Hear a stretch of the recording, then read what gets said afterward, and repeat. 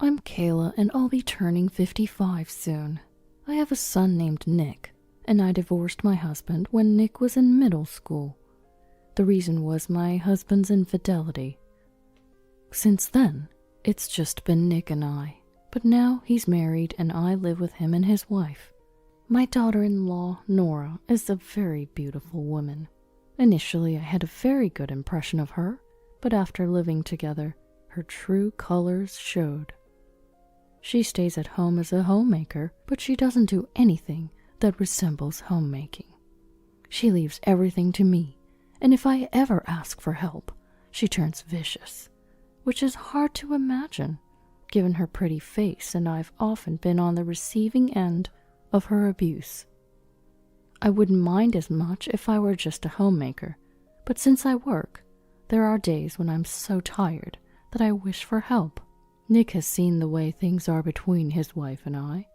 He's asked her to help around the house, but after being verbally abused just like me, he gave up. Seeing all this, I resigned myself to endure without saying anything, but then one day, everything changed. Kayla. As the summer passed and the weather began to cool, I had a day off from work and was at home when I heard Nora's voice calling me. Usually it sounded sarcastic, but that day it seemed frail. Wondering what it was, I stopped my chores and peeked into the couple's bedroom. There I saw Nora, pale-faced and about to fall off the bed. What's wrong? I rushed to Nora, touching her hand to check on her. Her hand was chillingly cold, with a pulse that felt slightly fast. She didn't seem to be in a healthy state. Thinking it might be a cold, I touched her forehead, but it wasn't hot. Are you okay? What's wrong? I leaned over her listless body and asked. In a faint voice, she barely replied.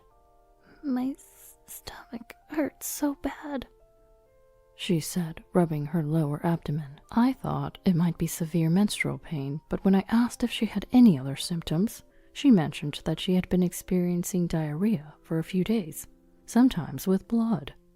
I wondered if it could be hemorrhoids, but it seemed unlikely that just hemorrhoids would cause such a severe condition. I decided to take her to urgent care despite the uncertainty. Urgent care seems excessive. Water will be fine. I told her that we needed to go to the urgent care immediately, and although she looked annoyed, her voice still sounded in pain. I was frustrated with her reluctance, but I forced her into the car and drove to urgent care. I informed Nick, telling him we were at the urgent care clinic, and he said he would come by after work, so we waited for him. The waiting room was full of people, and it looked like it would be a while before Nora's turn came. Nora chose an empty spot on the long bench and just lay down, as if all strength had left her. She must be feeling pretty awful to find it hard to even stay awake. Worried, I kept an eye on Nora while waiting for our turn. How long had we been here? After about 2 or 3 hours, we were finally called into the examination room. It was a struggle, but I managed to help the barely rising Nora to enter with me. That's where the conversation and a series of tests began. We'd arrived at the clinic sometime after 2 p.m., but by the time all the tests were done, I think it was past 5 p.m. Not only was Nora worn out from being tossed around for tests, but I was also beat from just being there with her. It's exhausting, whether it's an urgent care clinic or not. I sat down next to the exhausted Nora and let out a heavy sigh. Then her name was called. I got Nora up again, and we entered the indicated examination room, locking eyes with the doctor inside. The doctor wore a grave look and said we needed more detailed tests, and then Nora had to be admitted immediately at the hospital. I knew this would happen. Afterwards, a nurse led us to the room Nora would be staying in and handed me a paper with a list of things she'd need. Dr. Miller, I know you will understand, so I'll skip the explanation, the nurse said with a smile outside the room. I scratched my head and looked at the nurse. I'm a family member of the patient, you know. How about giving me a little rundown? I said with a forced smile. The nurse sighed heavily. Dr. Miller, you know how busy we are, right? Please. With that, the nurse headed towards Nora. The reason the nurse spoke to me that way was because I'm an internist here. I've been around since my residency, almost 30 years now. Everyone, nurses and doctors alike, knows me here. But Nora doesn't know I'm a doctor. Nick thought it best to keep it under wraps. He said if people found out I was a doctor, they'd start hounding me for money. Nick, who's also a doctor, says we're not short on money, but he thinks I'm underestimating Nora. I didn't understand what he meant by that at the time, but looking at Nora now, it's clear.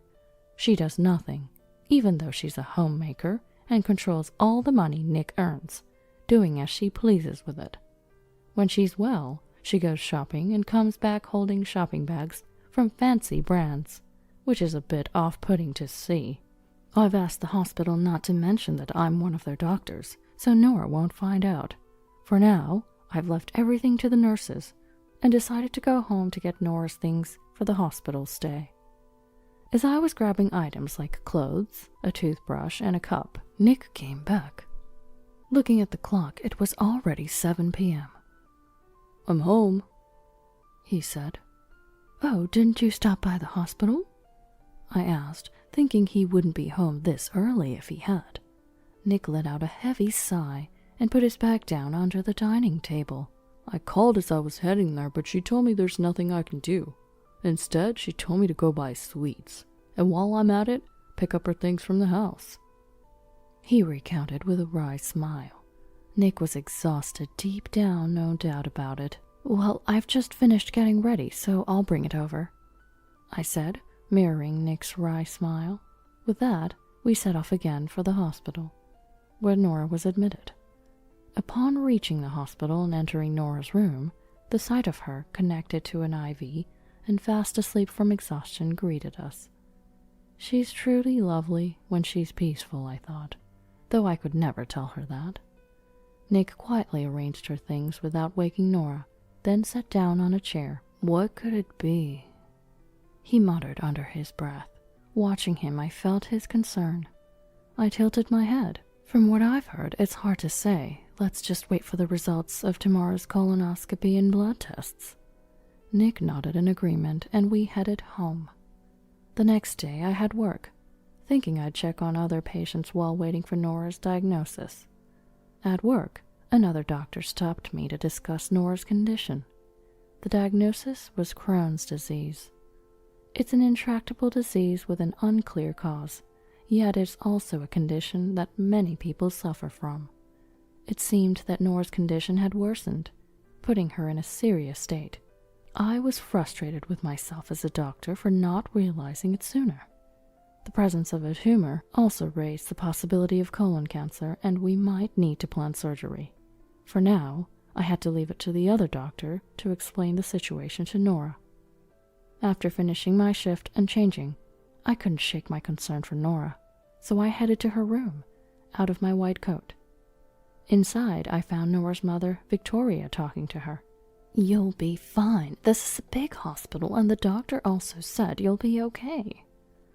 She seemed to be encouraging Nora. I waited for a pause before entering the room. "Nora, how are you feeling?" Victoria noticed me enter and turned my way, her face swiftly turning into a scowl. I was taken aback and stopped in my tracks. "You, living under the same roof and not noticing my daughter's condition? Nick's a doctor, isn't he? You've both been so useless." She lashed out. Her words struck a nerve, but I found myself speechless. Her face turned beet red with her breaths heavy, seeming on the verge of jumping at me. "Seriously, the least you could do, since you hardly work, is quit your job and devote yourself to Nora." When Victoria noticed my silence, she raised her voice again.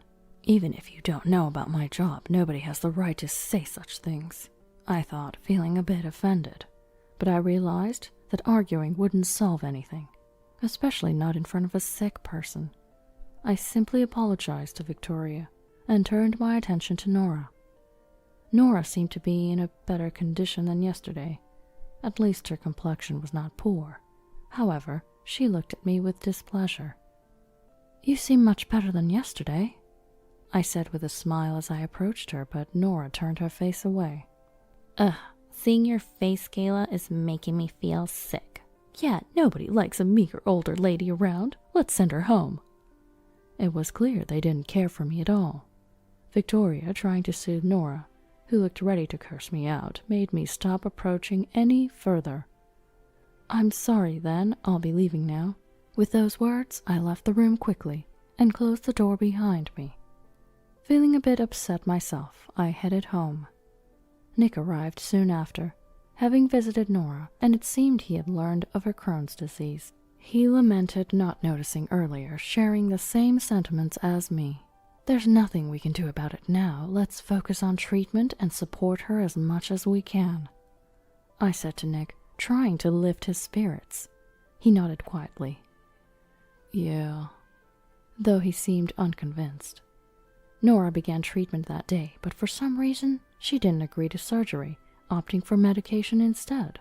The doctor mentioned the tumor was rather large and recommended immediate surgery, but she was adamant about not undergoing the procedure. So they turned to me for persuasion, but someone who seldom heeds my advice is unlikely to start now. Despite my hesitation, I've decided to visit Nora again after work. Nora, may I come in? I knocked on the hospital room door and called out to Nora, but there was no answer. After waiting a few seconds, I opened the door slowly and saw Nora watching TV. How are you feeling? I sat down in the chair next to her and asked. Nora didn't look at me or say a word, just kept watching the TV. Wondering what to do next, I continued the conversation. I spoke with your doctor earlier. They say you're refusing surgery? They seem to think it's urgent. Is there a reason you don't want it? It's none of your business. I expected such a response. I could back down, but as a doctor, and as Nick's mother, I couldn't. Don't say that, let's just talk about it. Nora sighed heavily and turned off the TV. She didn't look at me, but stared outside instead. They said it would cost over $30,000, including the hospital stay. So I just thought it was impossible. $30,000? I blurted out in surprise. It's a waste, right? She chuckled through her nose and pulled the blanket over her, but I wondered if she was regretting her words. She certainly seemed to need this. Pondering what to do, an idea struck me. I'll pay for it. That would be all right, wouldn't it? At that, her wide eyes opened even wider to look at me. You can afford that with your non-paying job? It's fine, I have savings, enough to cover this. You're not going to ask for it back later? I won't, so please go ahead with the surgery. I realized I must not have her trust, but this was no time to dwell on that. I just hoped she would accept the offer sincerely. After some thought, she gave a small nod. I smiled, left the hospital room, and informed the attending doctor. I also felt I should tell Nick, so when I got home I did, and his expression turned to one of mild distress. I'm so sorry, I should be paying, but this really helps. Do you not have savings? Understanding he was still young, it was surprising that a doctor of a few years had no savings. When I pressed, his expression grew even more troubled. All the money went to Nora, even the savings. I really don't know what to do now. Watching him bury his head in his arms on the table, I felt sorry for him. You should take charge of the finances. I want to, but she gets angry when I suggest it. According to Nick, she was so modest while they were dating, never fixated on money. But after getting married, she became a different person, quick to anger, throwing fits over trivial matters, and not shying away from spending money. Nick regretted tying the knot, but seemed unable to make the leap to divorce.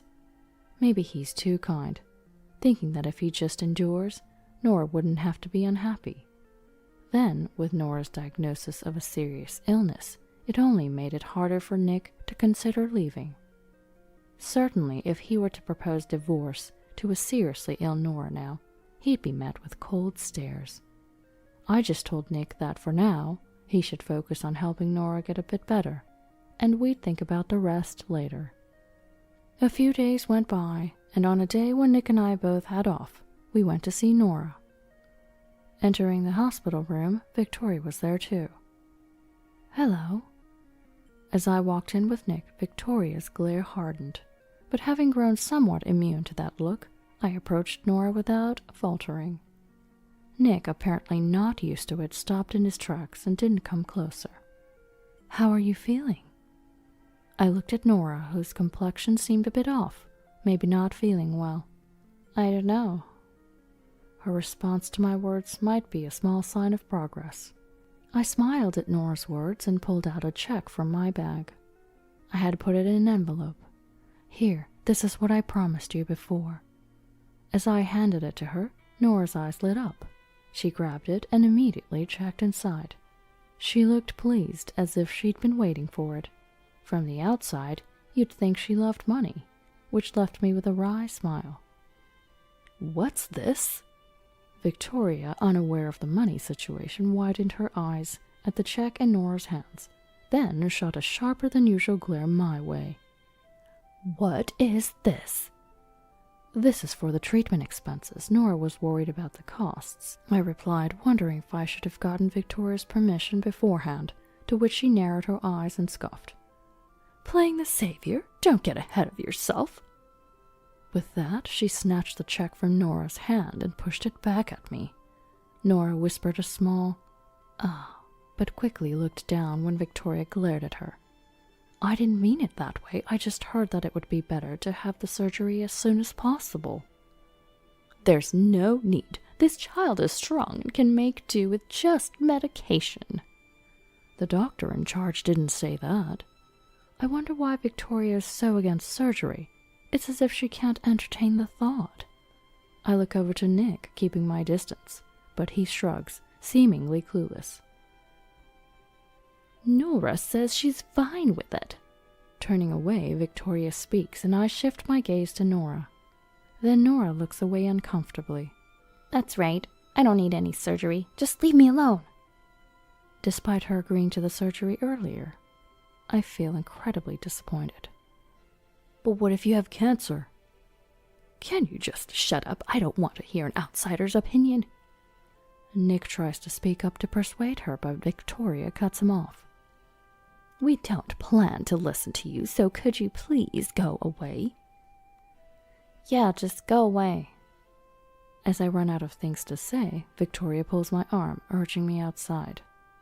Nora joins in with a laugh. Nick looks puzzled and troubled. "Please, wait. Mom has gone through such lengths." "Quiet. I married a doctor and ended up with such a quack. You don't earn much, and you're totally useless." At that, Nick's expression changes.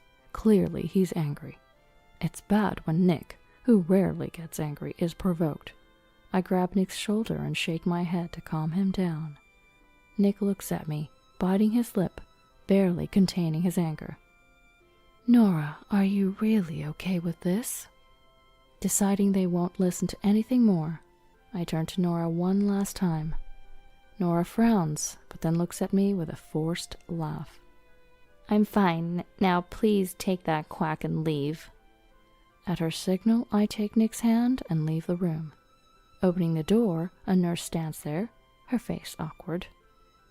"That's the situation, so please pass it on to the attending doctor. I don't care anymore. Let her do as she pleases." I tell the frozen nurse, who can only nod slightly. Then I urge Nick to go home, and after that, I head to the director's office to convey something before returning home. Back home, Nick sits at the dining table, not moving, his face full of frustration. Why not just divorce? There's no need to stay after being told off like that. Nora's words had struck a chord with me too. I'm a doctor, but before that, I'm Nick's mother. I can't stay silent after being disparaged by Nora and Victoria, but still. Yet he seems undecided, his hand on the table gripping tightly, trembling slightly. "It's your decision, but I'm done living with that girl. You can have this house, I'll move out." Upon hearing this, Nick, who had been looking down, looks up in surprise. "What are you talking about? This is your house." "It's fine. I just resigned too. I'll find a calmer place to work." Indeed, the reason I went to the director's office earlier was to submit my resignation request. I had been waiting for the right moment to leave my current hospital for some time. Having worked there for many years in a general hospital setting, it had become too much for me to keep up.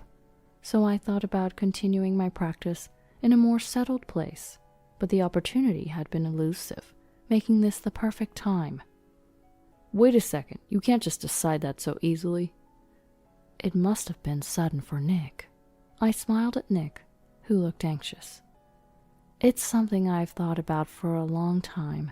It's okay. It's the right moment. At that, Nick seemed to be at a loss for words, looking down again.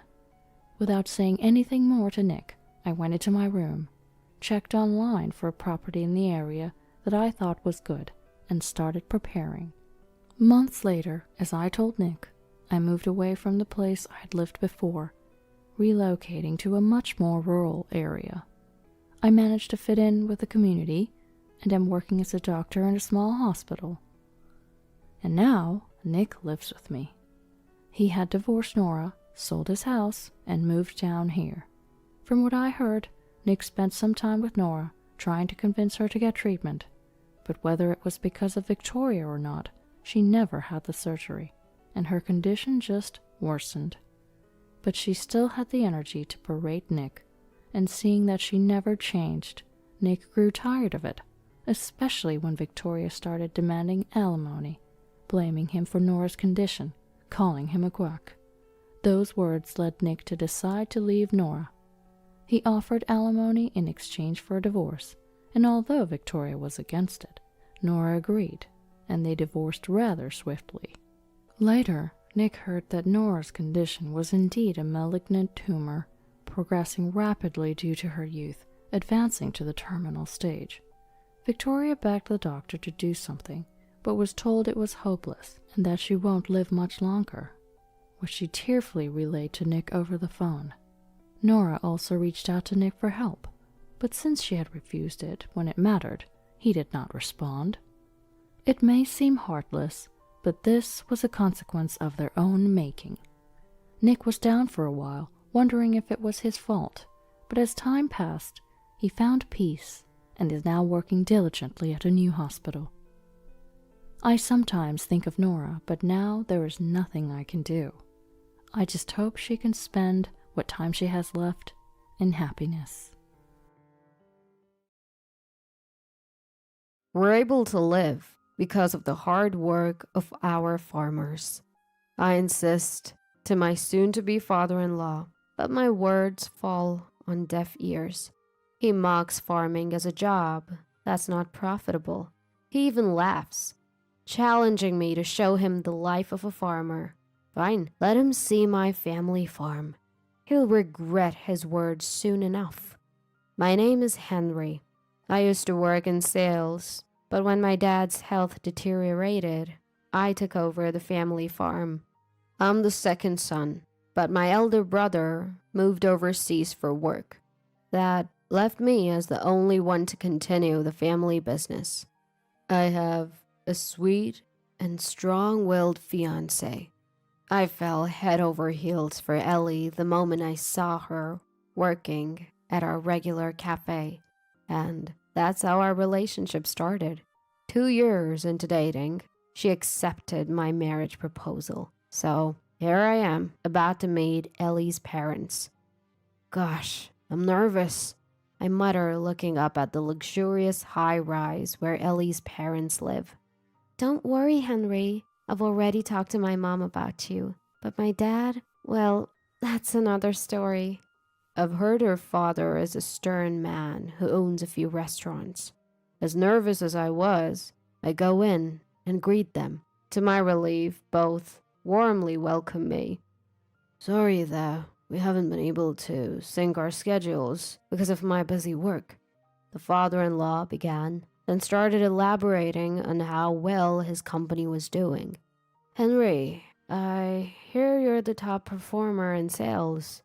You must be making good money, right? Do you have plans on where you want to live in the future? How about moving into this high-rise condo? All I could do was force a smile at the rapid-fire questions. You're being rude to Henry. said the mother-in-law as she served the tea. "Thank you. This tea is quite good." The delicious flavor helped ease my tension. "Oh, I'm glad you like it. My brother grows the tea leaves. Our family home has a tea plantation, and they always send us the fresh tea."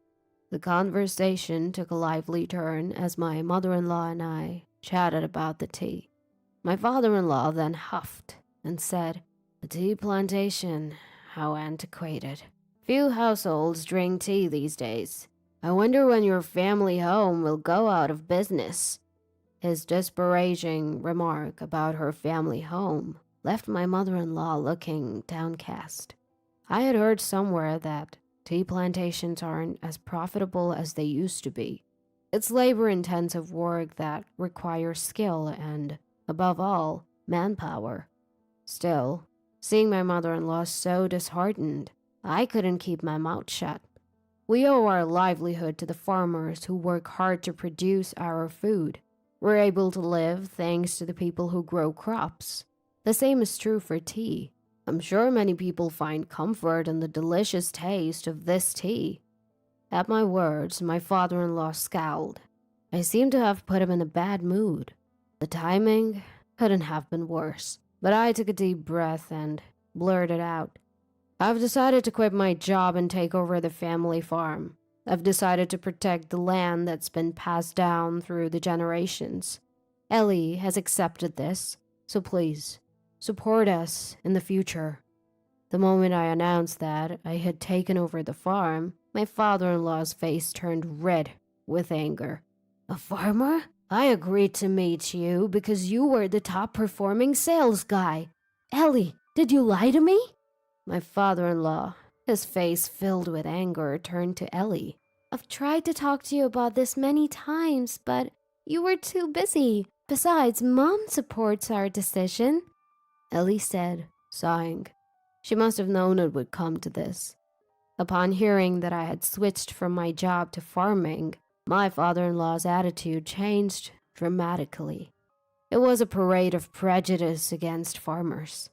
How dare a poor person living in an old house talk about getting married? It's embarrassing to tell people that my daughter's husband is a farmer and so on.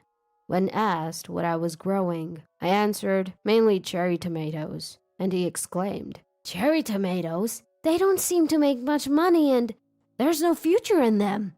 "Of course we're growing more than just tomatoes," I tried to explain, but my father-in-law cut me off and started laughing.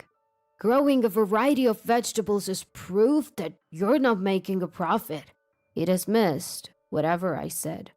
My father-in-law started a restaurant business at a young age and was successful, so he's particular about profits. Although I've just taken over the farm, I've certainly been considering profits.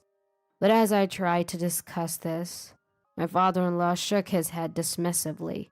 He didn't expect much from me. "I'd like to see what life as a farmer is like.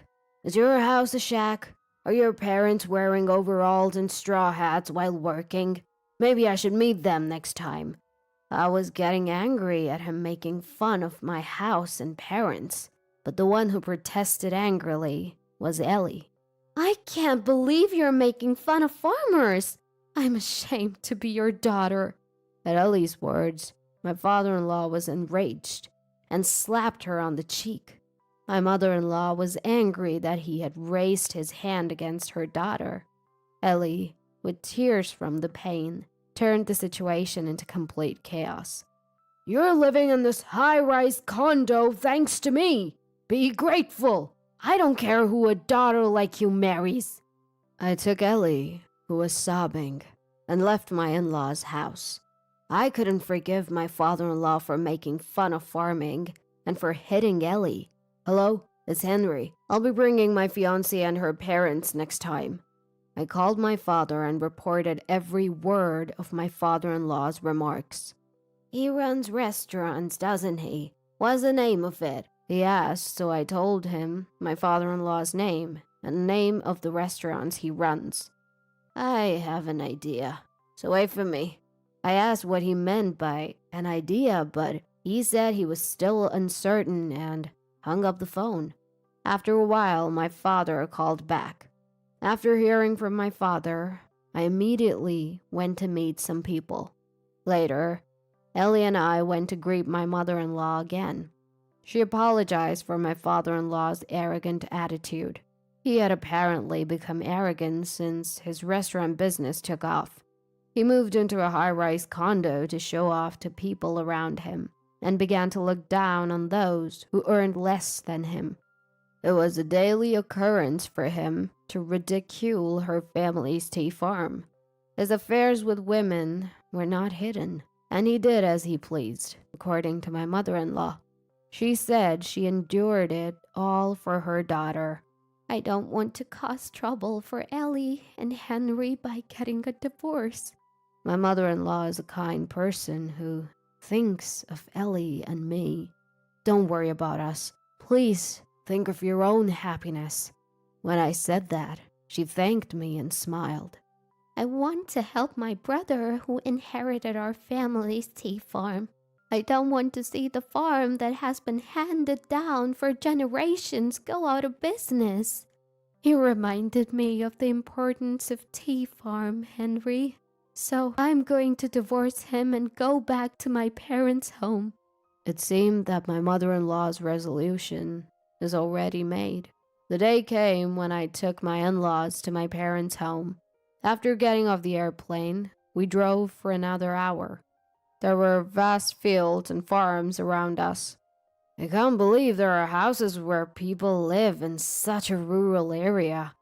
My father-in-law spat out in the car. Ellie and my mother-in-law obviously looked uncomfortable, but patient, probably because he could say he wanted to go home if a quarrel started here. I'm looking forward to see the life of a farmer. Is the toilet outside or something? My father-in-law ridiculed my home, laughing uproariously. You'll see when we get there. After driving a while, we saw a large gate and high walls. I'm back. I brought everyone with me. When I spoke to the intercom, the gate opened automatically. What a grand gate! Oh, and the garden is so beautiful! Ellie followed me, cheerfully praising the scenery. We leave the garden to a gardener, but it's an English garden, so it's called. Because of my parents who love Europe, there were many of my mother's favorite roses planted. My mother-in-law entered the garden and happily sniffed the scent of the roses. My father-in-law grumbled that it was a bad taste garden. Please, this way. There's a large building beyond the large garden. That is my family home. The brick-built house has 12 rooms and living, dining, kitchen. It's quite spacious. In front of the entrance, there are 2 luxury cars and 3 off-road motorcycles parked. All the land around our house is our own farmland. My in-laws and Ellie were all agape. My parents greeted us at the entrance. Looking at my father-in-law, they showed a smile. Of course, they are not wearing overalls. When I entered the living room, there were relatives and some people gathered. Not only my parents, but everyone was dressed in suits. My father-in-law, insisting that formal attire is unnecessary when meeting farmers, had come in his usual attire of a t-shirt and jeans. Because my mother-in-law, Ellie, and I were dressed relatively formally, he stood out significantly. Hello. Perhaps feeling out of place? My father-in-law said in a small voice, looking down in embarrassment. My father introduced them to the relatives. This is Ellie, Henry's fiancée, and these are Ellie's parents. It seems like Ellie's father has quite a prejudice against farmers. Were you surprised to see that our home was not a shabby hut? The gaze the relatives cast upon my father-in-law was cold. It seemed that my father-in-law had told everyone the story I had told him. No, I mean, that's not... As my father-in-law stammered, several men stepped forward. Why are you guys here? My father-in-law looked surprised with widened eyes. We are disappointed in you, one of the men said, looking at my father-in-law. These men were organic farmers who were actually supplying vegetables to the restaurants my father-in-law runs. Hearing the name of the store, my father made connections and contacted these farmers. My father, who has been a farmer for many years, has many acquaintances. I had directly met them and conveyed my father-in-law's remarks. Apparently, my father-in-law had always been arrogant, and there were many complaints. Those who were outraged that he looked down on farmers so much had come today to directly voice their complaints. We would like to terminate our business relationship at the end of the next contract. Everyone nodded when one of the farmers said this. Wait a minute. Our specialty is organic vegetables. My father-in-law runs several Italian restaurants featuring vegetables popular among the women. Despite this, I thought it was unbelievable to make fun of the farmers who produce the vegetables. I guess for him, anything is fine as long as it makes a profit. He had set his sights on organic vegetables because he thought dumb women should bite if he touted them as healthy food. While my father-in-law was flustered at being told they wanted to stop trading, he is a businessman. He seemed to think that the farmers would also be in trouble if the contract ends. Are you sure about this? You're gonna lose your income, you know. Perhaps he regained his composure and began to threaten, acting high and mighty. Don't worry about that, I interjected, anticipating that my father-in-law would say something like this. The farmers had said they wanted to quit dealing with my father-in-law's company, but they would be in trouble if their source of income decreased. Through my sales job, I had made connections with so many people in various industries. Among them were many restaurant owners and food manufacturers. Even if they extended the deal with my father-in-law, I had introduced them to the next place they could do business, so they wouldn't be in trouble. When I told this fact, my father-in-law visibly started trembling. What am I supposed to do if I can't get vegetables? To my father-in-law, who held his head in his hands, my father said this. Why not ask Henry? We also grow organic vegetables. Despite the ridicule from my father-in-law, we had started focusing on organic farming in our fields, including cherry tomatoes. As a result of repeated improvement in the variety, we were able to harvest quite sweet vegetables. We even had several invitations from companies wanting to contract with us. My father-in-law quickly turned to me, but I just smiled and said, of course, we refuse to do business. He slumped his shoulders and fell silent. Next to the quietened father-in-law, my mother-in-law and our parents were having a lively conversation. When I bring the fresh tea from my hometown next time, my mother-in-law declared as my parents were thrilled.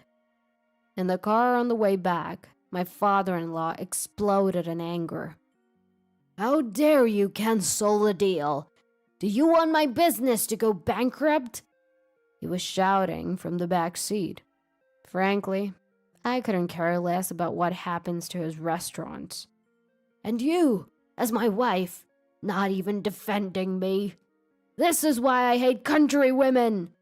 Perhaps because I was completely ignoring him. His anger turned towards my mother-in-law. Sure, you prefer city women, right?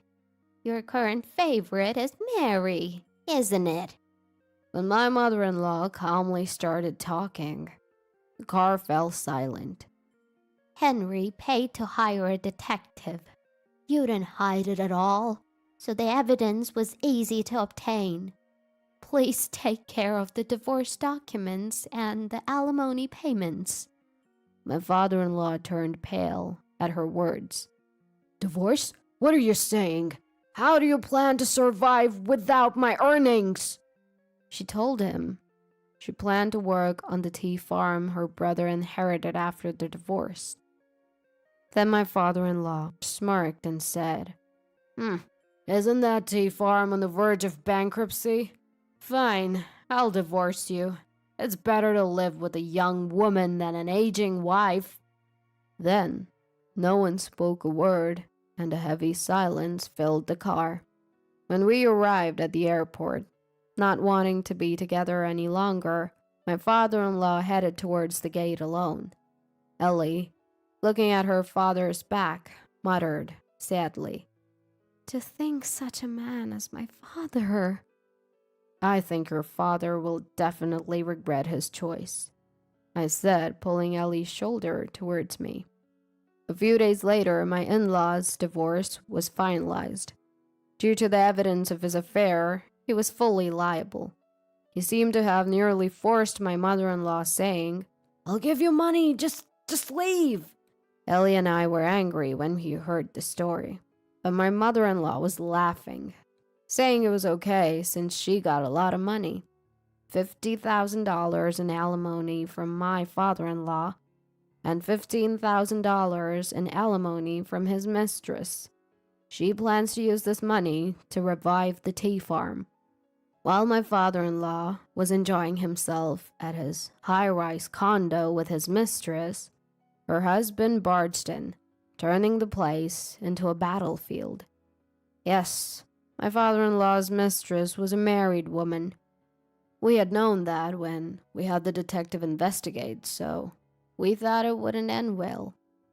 My father-in-law, who was also being sued for alimony by his mistress's husband, must have learned his lesson about women. Even after that, it seems like he's still living alone in his high-rise condo.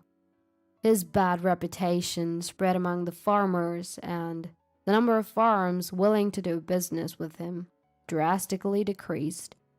That led him to close his branches, which were centered around organic vegetables.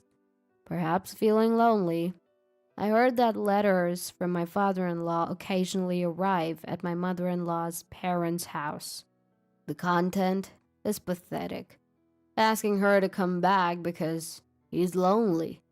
At first, my mother-in-law was reading the letters, but now she says she just throws them away without opening them. Once he called, she cut him off, saying, "If you're lonely, why don't you move out of the high rise?" We laughed when we heard that from her. We don't know whether he couldn't stand living alone in a large room or whether his business went under and he couldn't afford to live in the high rise anymore. But we heard that he moved to a small apartment. I've been extremely busy since I took over the farm, but having Ellie with me is a big support. She probably never thought she'd become a farmer's wife when we were dating. Yet, she came with me without a word of complaint, so I have nothing but gratitude for her. I think I like farming. It must be my mom's blood. Ellie, laughing, is adorable. A year later, we had our wedding. It was a grand ceremony, but my father-in-law was not there. He must be sad that he couldn't attend his only daughter's wedding. From my mother-in-law, we received freshly packed new tea, saying she wanted us to serve it to the guests. Thanks to my mother-in-law's help, the tea farm, which was on the verge of bankruptcy, seemed likely to turn a significant profit. Their tea is still fragrant and delicious, as always. I'm Emma, 34 years old. I went to vocational school and spent my 20s working in healthcare, directly in facilities. I absolutely love this job where clients often show their gratitude, and I take great pride in it. I was inspired to get into caregiving by my grandpa. He was gentle and always made time for me, but he had a stroke when I was in middle school. The home care staff who came to assist him taught me some basic caregiving skills. It wasn't just grandpa. I wanted to help a lot of people in need, so I decided to pursue a career in social welfare. I have a younger sister, Olivia, who's 8 years my junior. She's the second child my parents always wanted, and she's been spoiled her entire life. As a result, she's grown into a rather self-centered person. When I started working, Olivia was still in middle school. Whenever I'd talk about work at home, she'd say, "Ew, Emma, you help strangers in the bathroom? That's gross. Keep away from me." She'd mockingly laugh at me.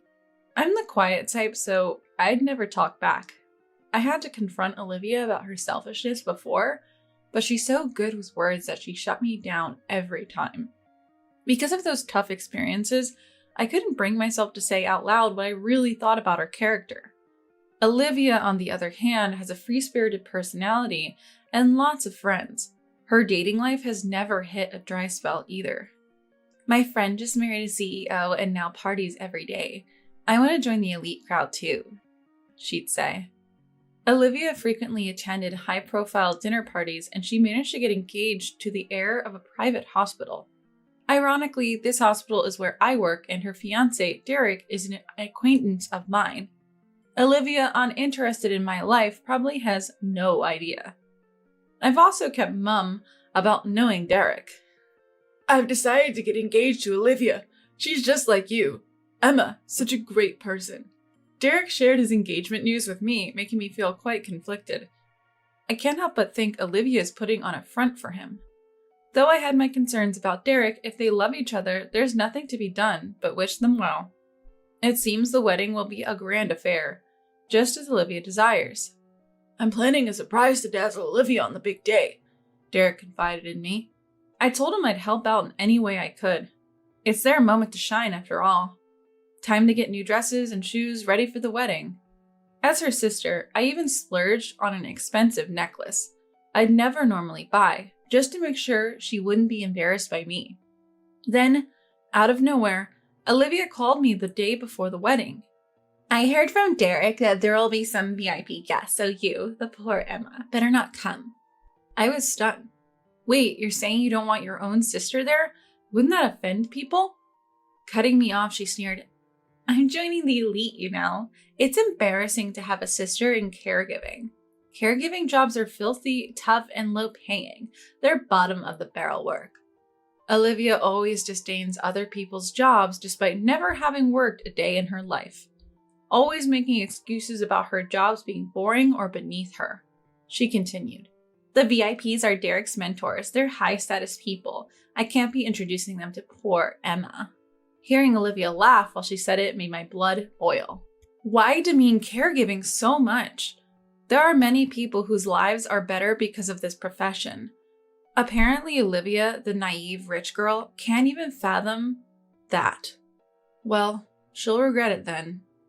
I held back my retort, simply saying, "All right, got it," and hung up. Then came the wedding day. The panicked staff relayed to Olivia, "One of the guests has abruptly canceled." Seems like Olivia didn't think much of it. However, the situation was more dire than she expected. The staff were flustered. Derek was consulting my parents. It makes sense. The surprise introduction of the VIP guest was ruined. Then I got a call from Mom. "What's this about you not coming, Emma? Everyone's waiting." I told her the blunt truth. "Olivia told me not to come because I'm poor. I feel bad for Derek, but I can't go now." I heard my mom sigh heavily on the other end. "That does sound like something she'd say. Are you sure you won't come?" "I can't, not after my sister has uninvited me. I'm sorry." I cut off Mom's words and responded that way. "All right, I get it. There's no helping it. I'll talk to Derek." Mom went straight to Derek and seemingly relayed what Olivia told me. You didn't have to see Derek's reaction to know what he was feeling. "It's the first time I've ever seen Derek so angry," Mom told me later. Olivia, having changed into her dress, was nonchalantly scrolling through her phone, unconcerned with the staff's frenzy. She probably posted a selfie in her dress on social media and was collecting likes from everyone. Classic Olivia, always seeking validation. "Who was the big guest supposed to be anyway?" she asked the venue staff. That's when she first heard the name of the guest. "Derek's big guest is Why is it? Suddenly, the room filled with whispers. Venue staff began apologizing to each attendee and started escorting them out. Olivia looked puzzled, not understanding why people were leaving. When she angrily asked, the staff told her something unexpected. The groom has asked that we send the attendees home. A stunned Olivia confronted the staff. What do you mean? What did Derek say? He said a wedding without guests is meaningless. Olivia hadn't realized how much Derek valued the guests. She wasn't aware of his surprise plans, so it was understandable. Thinking the ceremony could proceed as long as there were guests, Olivia finally got a grip on the situation and urgently called someone. Meanwhile, I was at home, leisurely sipping tea. Olivia must be freaking out right about now. Just as I predicted, a frantic call came in from Olivia. Emma, get here quick. What are you talking about? You told me not to come yesterday. As I responded calmly, I heard screaming on the other end.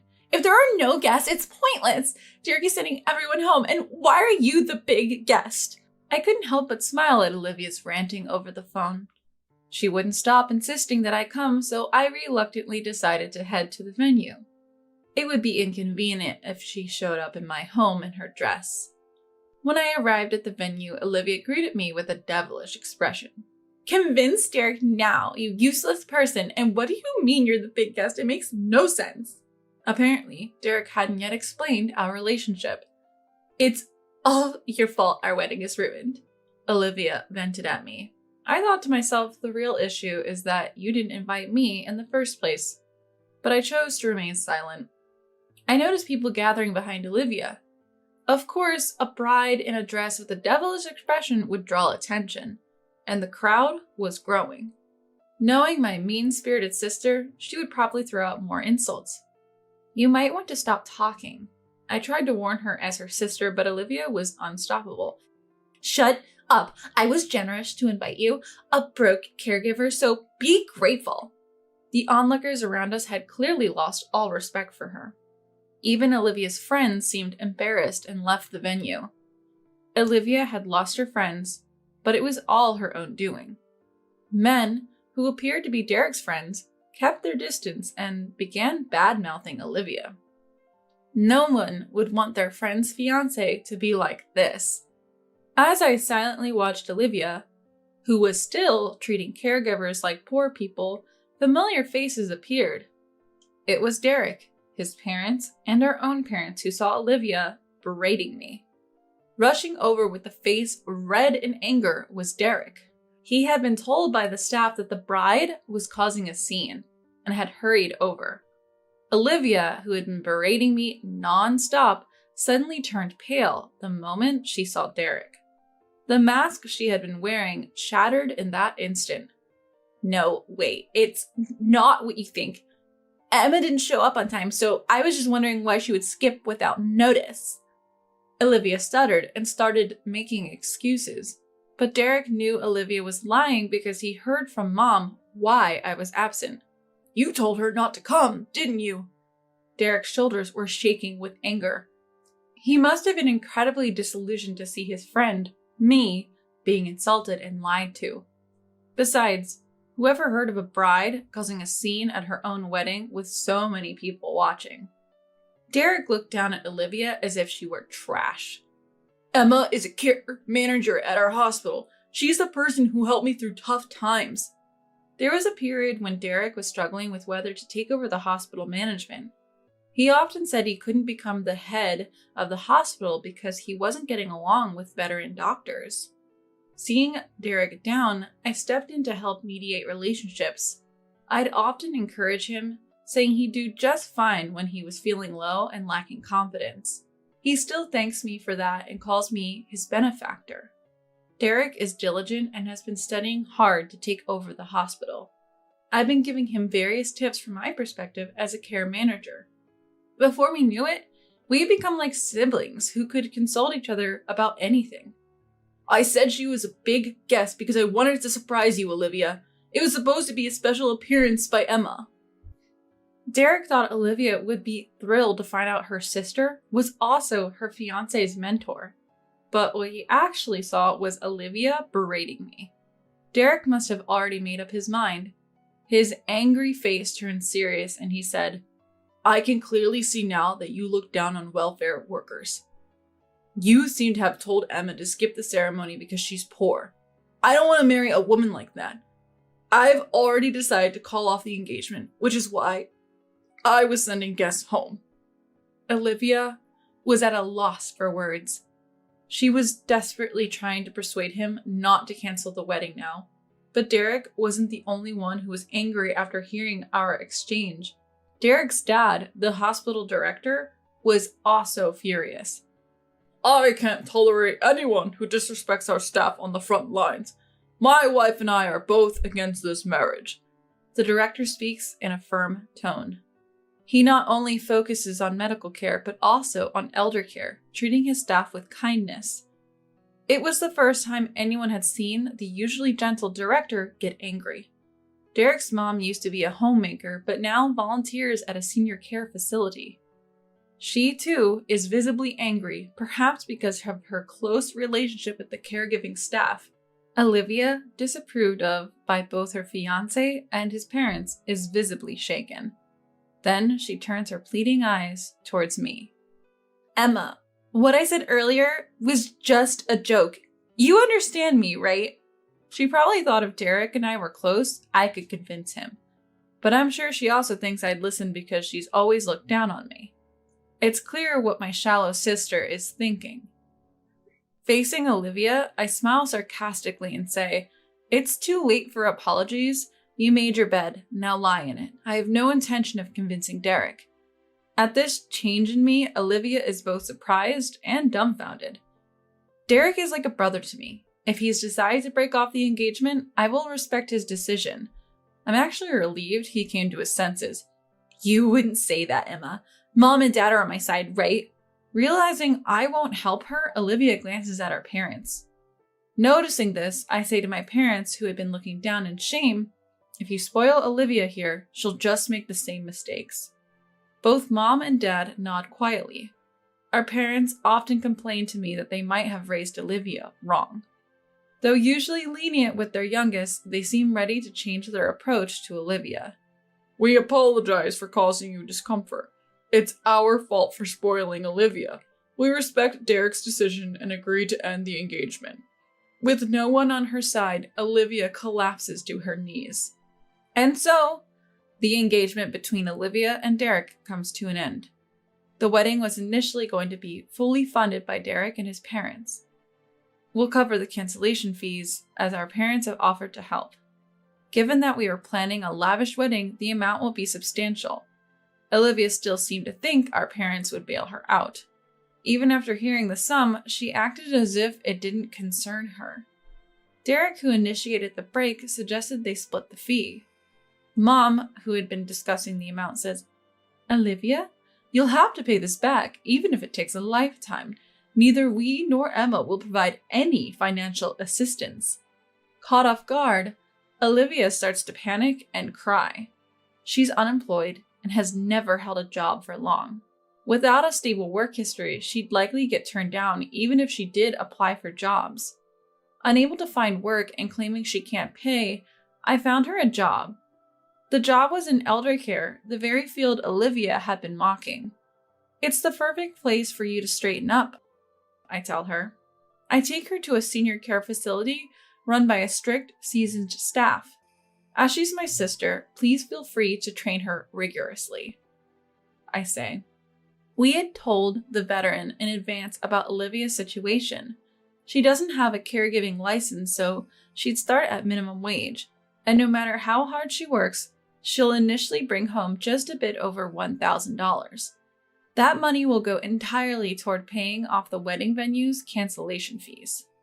Olivia can't rely on her parents for spending money anymore, so her days of extravagant fun are over. She's drifted away from her friends and seems to be shuttling just between home and work. She's had to sell off her designer items that she used to get as gifts from her parents and boyfriend because she's short on cash. Even then, it will likely take her years to pay off the full amount. Who would have thought Olivia, who used to look down on caregiving as a dirty job, would end up doing tasks like toilet assistance? Since then, it seems Olivia has been getting harshly scolded by the veteran every day and works while crying. Even after breaking off their engagement, Derek still cares for me as he always has. A few years later, he introduced me to his new girlfriend, saying he found someone truly kind this time. Seeing her smile, saying she fell for Derek's personality and not his status as an heir, I genuinely blessed their relationship, convinced they'd be happy. As for me, I continue my work as a care manager. I'm really grateful you're here. Thank you. Today, like every day, I'm thanked by the people I serve, and it makes me appreciate the worthiness of my job. Wouldn't it be nice to practice taking care of each other in our old age by doing household chores? And also practice for when you have kids by looking after them. It's a win-win, right? Susie, my mother-in-law, glares at me as if to say, "What's your problem?"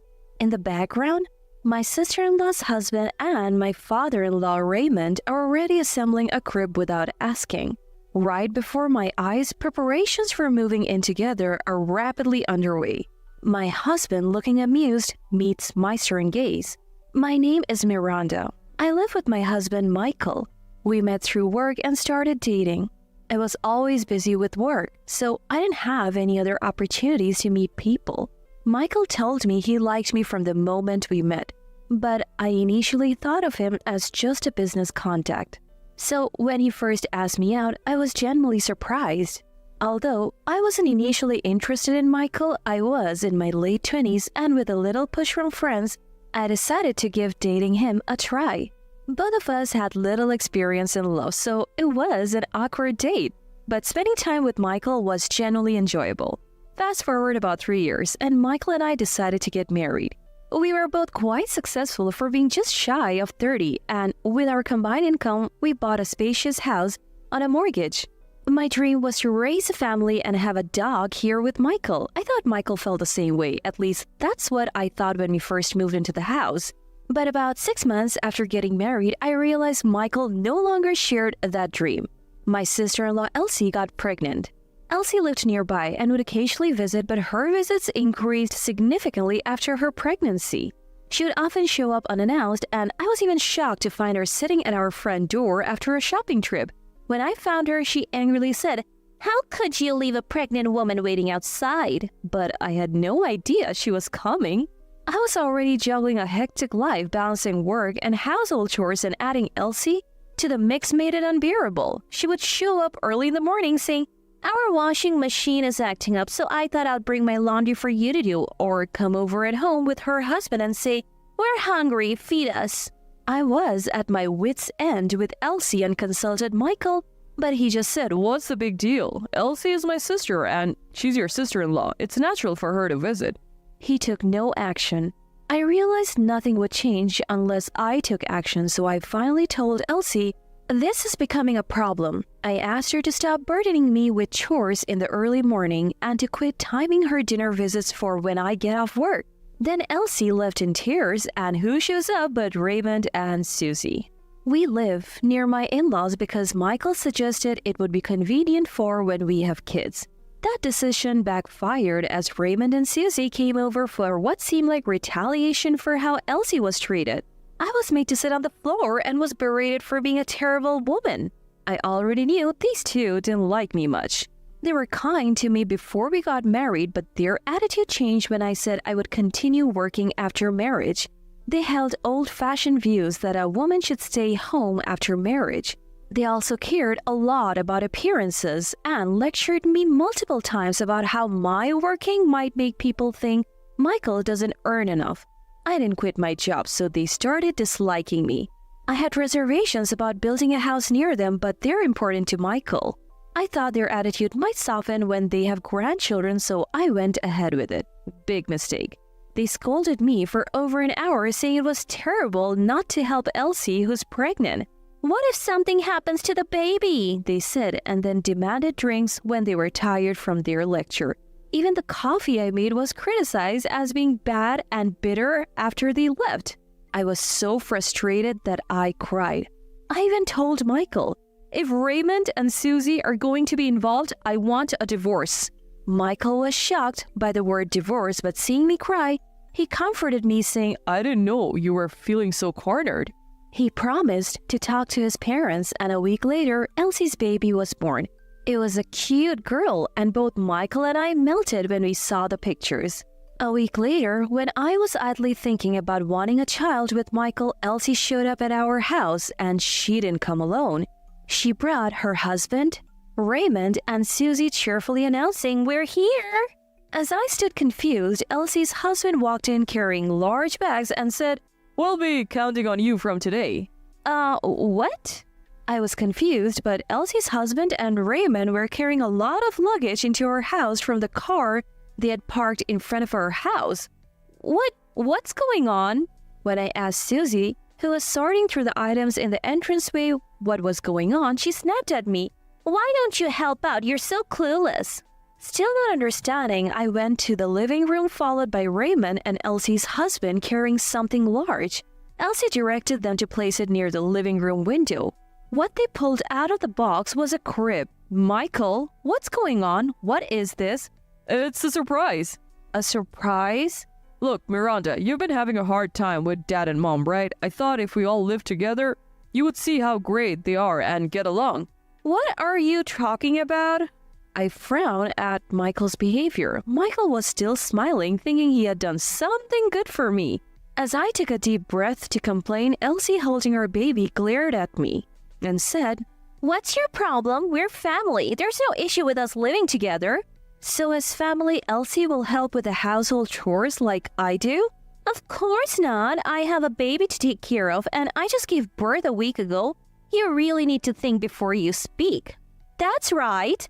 Besides, this living arrangement is also for your own benefit, Miranda. Before Susie knew it, she had wandered into the living room and seemed to have heard what Elsie was saying. Agreeing to Elsie's baffling remarks, Susie started to say even more incomprehensible things. "Miranda, we'll have to take care of each other in our old age, and if a child comes along, we'll naturally have to raise it. That's why we agreed to Michael's suggestion to live together as practice for all that." What? "So we'll practice taking care of the house for our future and also practice childcare for when you have kids. Isn't that great?" No matter how many times I heard it, the response would likely be the same. I was stunned for a moment, then shot Michael the root cause of this mess a piercing glare. Michael just smiled and said, Miranda must be happy too, right?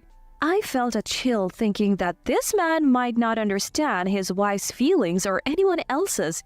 For that matter, he must have noticed my displeasure. Suddenly, Michael's mood soured, realizing his surprise had failed. What's the matter? You don't like it? Well, Dad, Mom, and Elsie have all decided to live here. If you don't like it, you can leave. I couldn't take it anymore. I quietly headed to the bedroom and grabbed the divorce papers I had hidden in the bedside drawer.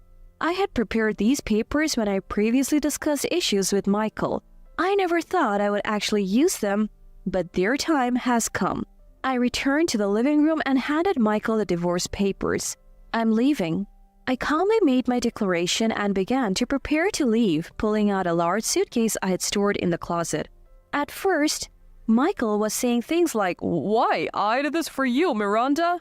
But when he saw I was ignoring him, he filled in the blanks on the divorce papers and handed them back to me without a word. I took them silently and put them in my bag. While I was packing, Raymond, Susie, and Elsie mocked me, saying, "Did Michael dump you?" But the truth is, I'm the one who's leaving him. The ones who would be in trouble once I left were definitely Michael and his family. Convinced of this, I packed everything I needed into my suitcase and took refuge at a friend's house for a while. I couldn't impose on my friend forever, so I immediately started looking for a new place to live. I found a promising place near my work, and it took about a month to move out. During that time, there was no contact from Michael. I didn't care, as it was only natural since we were divorced, but just as I had finished moving, I got a call from Michael. When I picked up the phone, thinking Michael might have forgotten something, he blurted out, Help me. According to Michael, things at his home had gone from bad to worse. The constant crying of a baby had left everyone sleep-deprived, and fights were breaking out due to the tension. Michael and his family all disliked and were bad at housework, leading to more arguments about who should do what. As a result, chores piled up, garbage and dirty dishes accumulated, and flies began to infest the house. Moreover, Michael admitted he hadn't thought about finances and was now in a tight spot. I can't pay off the mortgage on my own. The only ones working in Michael's household were Michael and Elsie's husband. But soon after moving in, Elsie and her husband had a huge fight, leading to their divorce and departure. Just like us, as a result, Michael was left to pay the mortgage originally intended to be split between the two of us. Supporting Raymond, Susie, Elsie, and Elsie's baby while paying off the mortgage would be tough. I was surprised to hear about Elsie's husband leaving, but I had always known Michael would eventually struggle with the mortgage. Still, I couldn't forgive Michael for unilaterally deciding to live together and telling me to leave if I didn't like it. Where are you now? Things are really bad here. Dad and Mom are getting sick and Elsie isn't helping with anything. She even takes money from my wallet. Do you think calling me back will solve your problems? I don't understand why you think my return would fix anything. You're not just trying to use me as a housekeeper to lighten your load, are you? When I said this sarcastically, Michael fell silent. I wanted to live happily with you in that house. You're the one who ruined it. I don't need to see it to know you're struggling. With parents and a sister like that, it must be tough. But you chose this, so you'll have to deal with it. Dad, Mom, and Elsie are more than just selfish. It's fine. You said it yourself. Living together might make everyone get along. Michael had decided to move in together as a surprise to make me, Raymond, Susie, and Elsie get along. When I reminded him of this, he hesitated and said, Well, anyway, we're divorced now, so it's none of my business. Good luck with the housework for your future caregiving and the childcare practice for when you have a new wife and kids.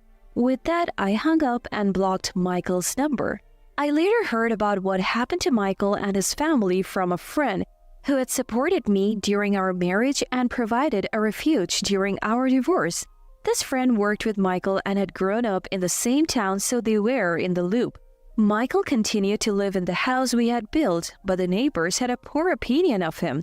The constant crying of the baby and the insect-infested garbage-filled house had earned him their disdain. Raymond and Susie were in poor health, frequently going in and out of the hospital. Michael was taking care of them while also raising Elsie's child. Elsie apparently found a new boyfriend and left the house, neglecting her own child in the process. When she returned, she was pregnant, and it turned out her new lover was already married. Even Michael couldn't contain his anger at Elsie and kicked her out of the house. Elsie, who had been financially supporting her new boyfriend, was now in debt and working a demanding job that provided lodging just to make ends meet. While I was shocked at how far Michael's household had fallen, it felt like poetic justice. As for me, I also found a new love. But my boyfriend is a single man, not a married one. He's gentle and kind, and his occasional endearing blunders make him all the more lovable.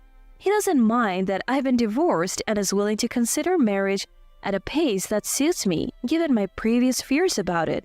So we decided to live together first and are now cohabiting in a new apartment. His parents are incredibly kind and have already decided to move into a care facility when they're older, so as not to be a burden on us. Our wish is not to trouble our children. If you and Miranda focus on your own happiness, that's all we could ask for, said my new mother-in-law, Sandra. Her words were so wonderful, I wished I could share them with Michael and his family. Recently, my boyfriend proposed to me and we plan to get married in a few months. This time, I truly believe this marriage will lead to my happiness. My name is Maya. I come from a long line of doctors. My dad and my brother are both physicians. But I was never good at studying, so med school was out of the question for me. Instead, I went to a specialized school for design because I loved drawing. Now, I work at a design agency.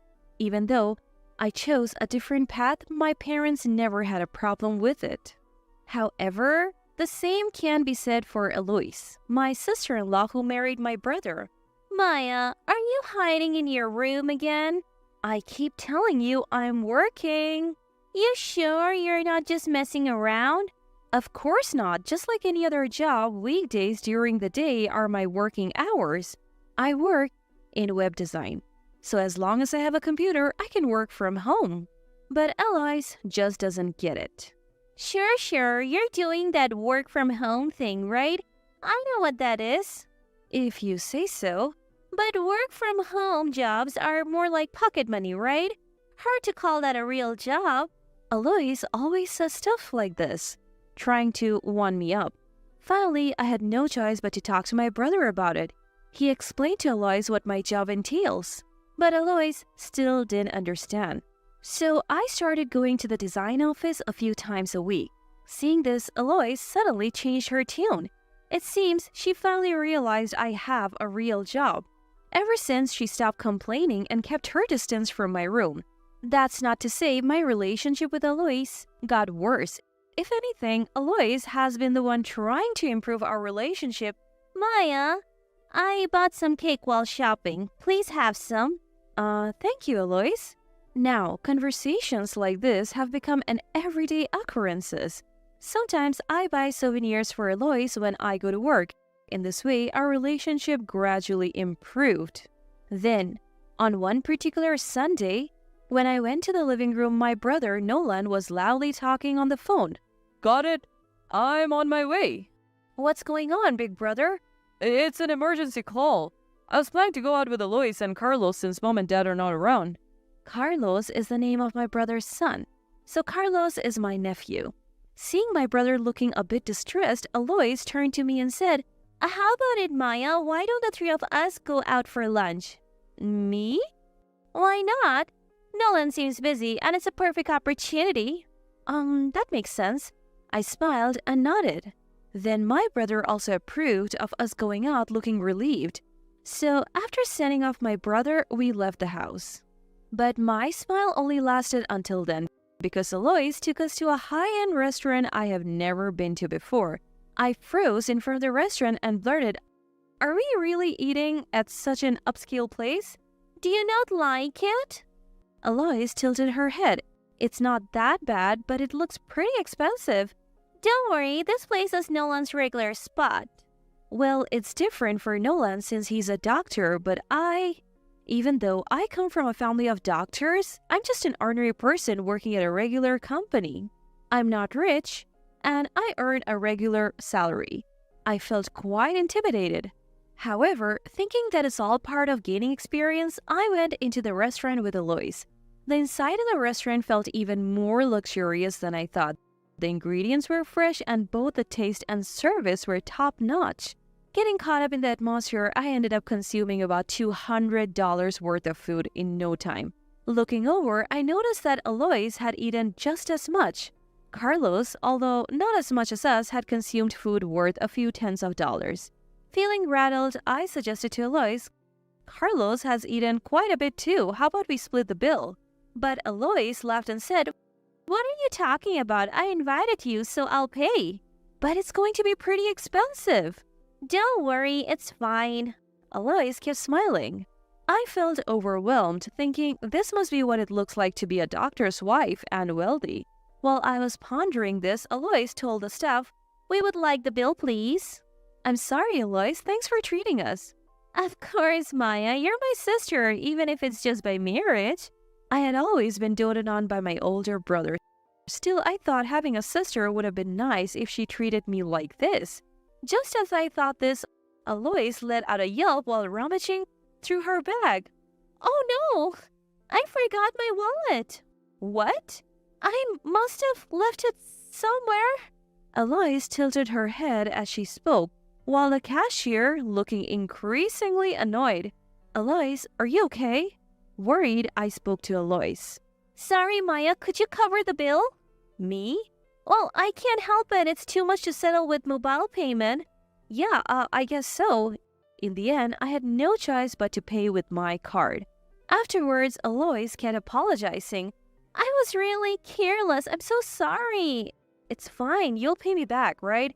Oh, I'll definitely pay you back. Don't worry. I believed Eloise's words, but my trust was broken. I reminded her several times when we got home, But Alois kept making excuses, never paying me back. Eventually, my brother came home and Alois started preparing dinner. I guess I'll just chalk this one up as a lesson learned. I tried reminding her the next day too, but the result was the same.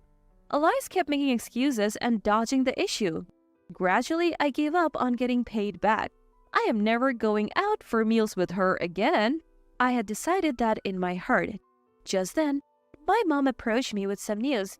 Maya, you're free this Sunday, right? Yeah, why?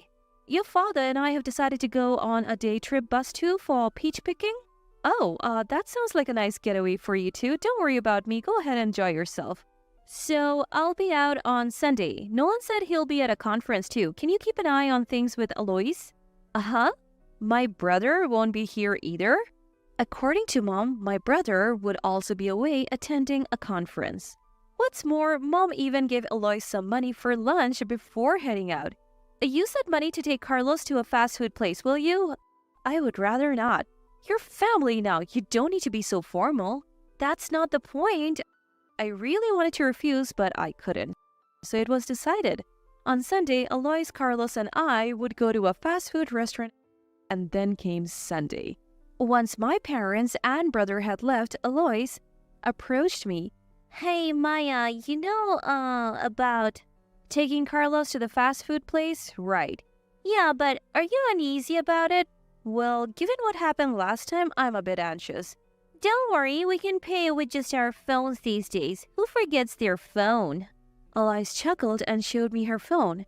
Indeed, we could easily pay at a fast food place using mobile payments. Plus, Alois is always on social media, so there is no way she would forget her phone. Reassured, the three of us left the house. We went to a nearby fast food chain. The prices were reasonable, and I enjoyed my burger without any concern. But then, as we headed to the counter to pay, oh no! I forgot my wallet again! Alois feigned surprise, but I calmly pointed out, you said we could pay with our phones, remember? Oh, right, I totally forgot. Then please go ahead and pay, Alois. I thought it was going smoothly this time, but then the cashier gave us a strange look. Sorry, but it seems like your phone is out of battery. Do you have cash? Oh no, my battery's dead. Now I can't use my phone. Alois glanced at me. In that moment, I knew I had been fooled again. Alois smirked unpleasantly. I realized immediately that she had deliberately let her phone die. In other words, she never intended to pay from the start. Could you cover for me? Again? Come on, there are people waiting behind us.